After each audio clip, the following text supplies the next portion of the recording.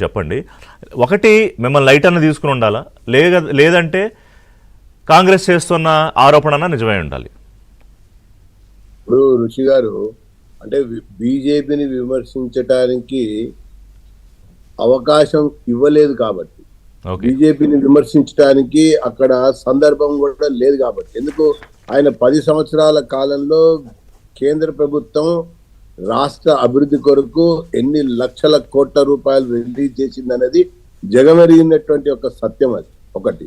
తర్వాత బీఆర్ఎస్ ఓడిపోయి కాంగ్రెస్ వచ్చినటువంటి తర్వాత అసలు ఈ రాష్ట్రం ఈ 15 నెలలుగా నడుస్తోంది అంటే కేవలం కేంద్ర ప్రభుత్వం విడుదల చేస్తున్నటువంటి వివిధ మంత్రిత్వ శాఖల కింద ప్రాయుత కార్యక్రమాల కింద విడుదల చేస్తున్నటువంటి నిధులతోనే నడుస్తున్నటువంటి విషయం కూడా తెలుసు.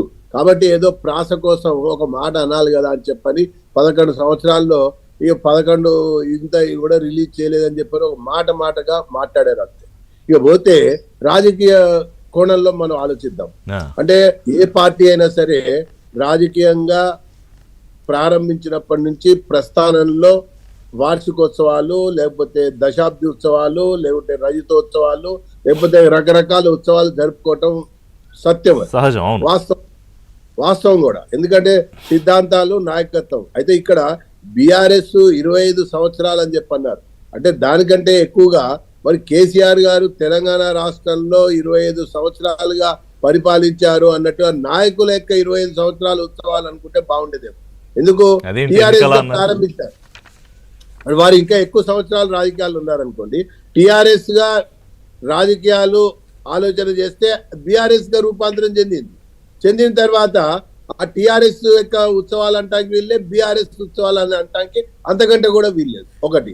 తర్వాత ఆ యొక్క టిఆర్ఎస్ ప్రారంభం సమయంలోనే అనుకుందాం ఉద్యమ పార్టీ అని అనుకుంటూ తర్వాత ఏమైంది పొలిటికల్ పార్టీ అయిపోయి ఏమైంది రూలింగ్ పార్టీ అయిపోయి ఏమైంది మోస్ట్ ఆపర్చునిస్టిక్ పార్టీ నుంచి ఏమైంది ఫ్యామిలీ పార్టీ నుంచి ఏమైంది కరప్ట్ పార్టీ అయిపోయింది. అంటే కాదు బీఆర్ఎస్ తాలూకా ట్రీ గీస్తే ఎలా ఉంటుందా పిక్చర్?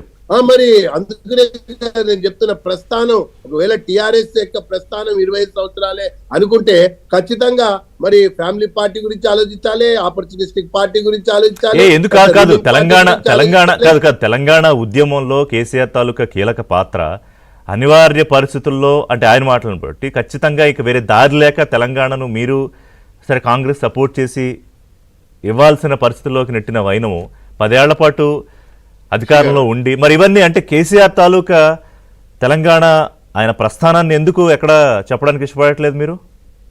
సరే, for any leader there is a negative side. ఒక చిన్న మాట అండి, ఇక్కడ వాస్తవాలు మాట్లాడుతున్నాయి. ఇప్పుడు కాయిన్ కి 2 సైడ్స్ ఉంటాయి. వాళ్ళు 1 సైడే మాట్లాడుకుంటున్నారు, మేము 2 సైడ్స్ మాట్లాడుతున్నాం. ఇప్పుడు టిఆర్ఎస్ పుట్టక ముందే బీజేపీ తెలంగాణ చిన్న రాష్ట్రం కొరకు తీర్మానం చేసింది. తాత్కాలికంగా కొన్ని విషయాల కొరకు పక్కన పెట్టిన కట్టుబడి ఉండి ఆ తర్వాత బిల్లు కోసం ఏ రకంగా ఉద్యమించింది, ఏ రకంగా మద్దతు పలికింది అన్నటువంటి విషయం రాష్ట్రం అంతా తెలుసు. చిన్న రాష్ట్రాలు ఇచ్చినటువంటి పార్టీగా కూడా ప్రూవ్ చేసుకున్నటువంటి పార్టీ ఆ విషయం అయిపోయింది. తర్వాత రెండోది పాలన. ఇప్పుడు 4 కోట్ల తెలంగాణ ప్రజలకి అనుకుని నలుగురికే ఆ పాలన పరిమితం చేయలేదా? 1 కోటి కుటుంబాల తెలంగాణ అని చెప్పని ఒకే కుటుంబానికి పరిమితం చేయలేదా? దాంతో పాటుగా లిక్కర్ రాని తర్వాత లీక్ వీరుడు రాజ్యంగా నడిచినటువంటి సామ్రాజ్యంలో మహారాజుగా కేసీఆర్ గారు మరి నడిపించినటువంటి నేనేమంటున్నానంటే మనము ఒక రాజకీయ పార్టీ యొక్క 20 సంవత్సరాల ప్రస్థానము, దాంట్లో ఉన్నటువంటి వేరియస్ ఫేసెస్, ప్రజలకు నిన్న కేసీఆర్ గారు ఇచ్చిన సందేశము, ఆ విషయాల గురించి మాట్లాడుతా ఉన్నాం. ప్రభాకర్ గారు ఎక్కడికో పోయి పాత ఆవుకథ చెప్తా ఉన్నారు. మళ్ళీ ఇప్పుడు లిక్కర్ రాని ఈ రకమైనటువంటి పదాలు అక్కడ అబ్జెక్షన్. సరే అదే చెప్తా. వాళ్ళ గురించి మీరు వాళ్ళలాగా మీరు కూడా ఒక్క నిమిషం వినండి. ఇప్పుడు ఆ ప్రస్థానంలో ఆమె ఆరోపణలు ఎదుర్కొందా లేదా, జైలుకి వెళ్ళిందా లేదా? మరి నాయకురాలు కదా, తెలంగాణలో ఉన్నటువంటి నాయకురాలే కదా. మరి తర్వాత మరి యువరాజుకు సంబంధించినటువంటి వ్యవహారం కూడా కనబడింది కదా. అసలు ఇది జాతీయ సమావేశాల, రాష్ట్ర సమావేశాల? ఆయన జాతీయ అధ్యక్షుడైతే రాష్ట్రానికి అధ్యక్షుడు ఎవరు? ఇవి అంశాలు కాదా అండి?